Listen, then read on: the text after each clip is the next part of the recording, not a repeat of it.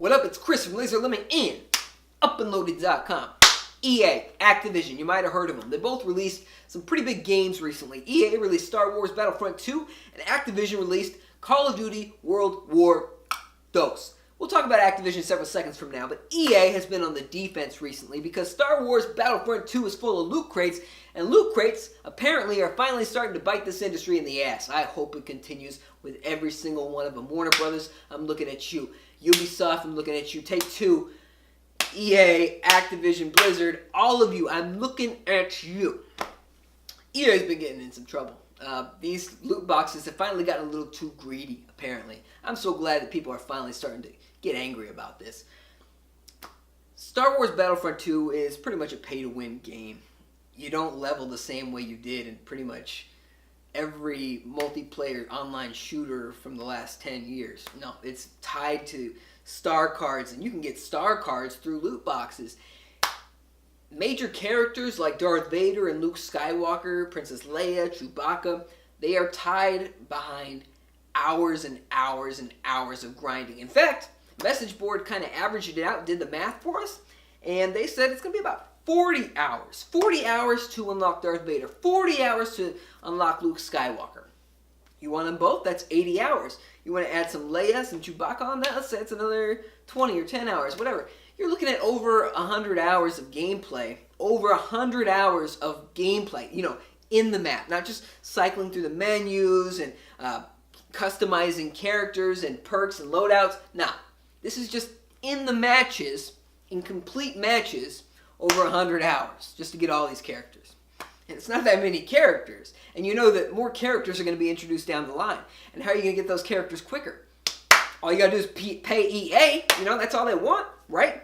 That's all Activision wants. So people weren't happy when this math was rolled out. Some people had pre-ordered the special $80 version of the game, and they're like, yo, I still don't get Vader right away. I still don't get Skywalker right away. And I understand the idea. I mean, it's been an idea for several years now of unlocking things as you go. But normally, it doesn't take 40 hours to unlock one guy, one gal. Nah. So people weren't happy. And believe me, this is just a piece of it. There is so much more tied to these star cards and progression. People are pissed. EA designed this thing to be a time sink on purpose, to be a grind. The excuse is always, well, you know, there's the dad that only gets a few hours a week to play, and maybe he doesn't want to grind through the game and just wants to get to the good stuff. So he can pay us, you know, pay us money here, money there. He's right in the same lane as you now. He can catch up in no time. What you're saying is that our games are not fun to play. So you need to pay to get through them faster. That is not fun. I do not enjoy that. You can't apply that to anything else in life. Like, who goes to a movie and says, you know what? I already paid $12 for this movie ticket. Let me add another $6 so that you can start me halfway through the movie. Sounds pretty shitty to me, but that's the way EA thinks, Take-Two thinks, Warner Brothers thinks, Ubisoft thinks, Blizzard thinks, Activision thinks. This is the way they are treating you. They think you're stupid. My question to you, are you? Are you stupid? Because they believe you are. I'm going to talk about Activision for a second. We'll get back to EA. But Activision has this social hub in Call of Duty World War II. And it's just got different missions and things you could do to earn points and progress. Kind of like a different way of playing the game without any guns, at least so far. And one of the things you can do, one of the missions you can do to earn points is watch 3 players open loot boxes in front of you. So you're walking around with your character, your avatar, and you see another character. And all of a sudden you see this loot box fall from the sky right in front of him. Wow, cool animation. And then you see 3 cards pop up. Boom, boom, boom. Gun, perk, skin. You say, wow, that's pretty cool. I gotta get me some of them loot boxes. That's what they want.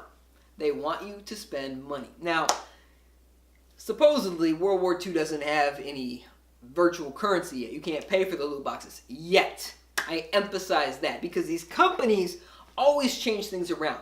Review copies of Battlefront 2, bringing it full circle here, Review copies of Battlefront 2 reportedly moved things along a lot quicker.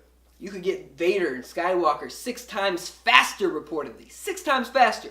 So reviewers that have the game said, hey, this isn't bad. I'm not getting ripped off. I feel like this is progressing kind of quickly, like it would with a weapon or just trying to max out a class, and then I get something really cool like a Vader at the end. But it's not how it is when it is released, is it?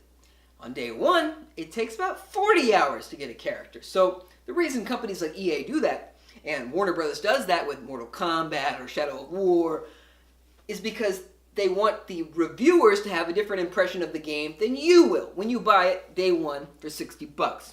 Reviewers who get this 3-4 weeks ahead, 2 weeks ahead, they think that this is a fair game. So what they do is say, hey, this is designed well and it's fair. I don't feel like I'm getting ripped off here. I don't feel like I'm constantly being dragged into a virtual store. So they give it a better score than they would have if they had known the truth about the game, the truth about the math, the truth about how much these companies are asking of you. And that's pretty shady. So Battlefront 2 ranks up some good reviews, and then all of a sudden it comes out and people are pissed.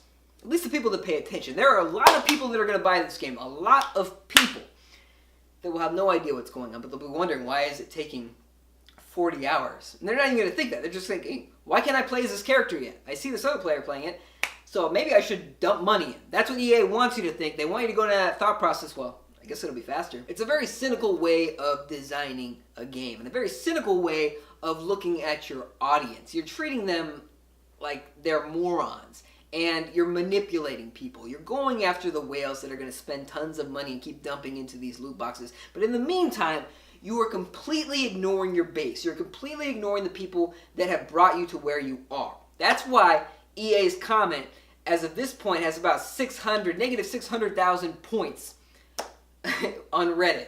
You know, their defense. They've been sending out their PR trying to reel this back in. And what happened was, EA announced that, okay, we heard that maybe you guys didn't really like this idea of spending 40 hours a character to unlock. So we're going to reel it back, and it's going to be about 75% less time. 10 hours for Vader, 10 hours for Luke. And so some people are eating this up like it's, wow, they listen. But really, all EA was doing was seeing how far they could push you, how much they can get away with. They always do this. Not just EA, all of these companies constantly do this. Where we are right now is something we could have never conceived 10 years ago, 12 years ago in 2005 when the 360 launched. We could have never conceived that these companies would be nickel and diming us so much. This is legal gambling. And in many cases, it's legal gambling with children involved. You know, they've got credit cards attached to that PSN account. Or maybe they spent money on a gift card, a PlayStation Store card, or an Xbox Live Points card. Maybe they actually spent money on this themselves.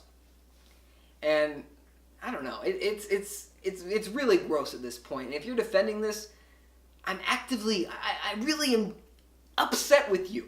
And if you are actually supporting it, I kind of feel bad for you, but I also am upset with you. You are really ruining this for the rest of us. And granted, it's EA, Take-Two, Warner Brothers, Ubisoft, Activision, Blizzard. They're all playing a huge part of this themselves, obviously, because they're designing these systems.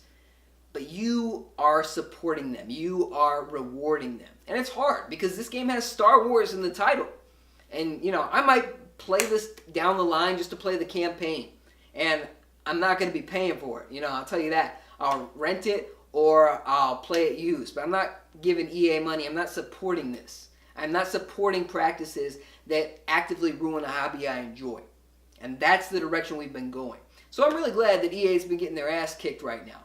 I really hope it bites them in the ass. I feel like this is something that's been a long time coming. Let me know your thoughts in the comment section below. What do you think of Star Wars Battlefront 2's progression system and how EA has handled it? You know, this is just the beginning. Just because they've reeled it back now doesn't mean they're not going to keep pushing the envelope. And doesn't mean they weren't planning on reeling it back in the first place. They just wanted to see how far they could push you with the beta and with the release.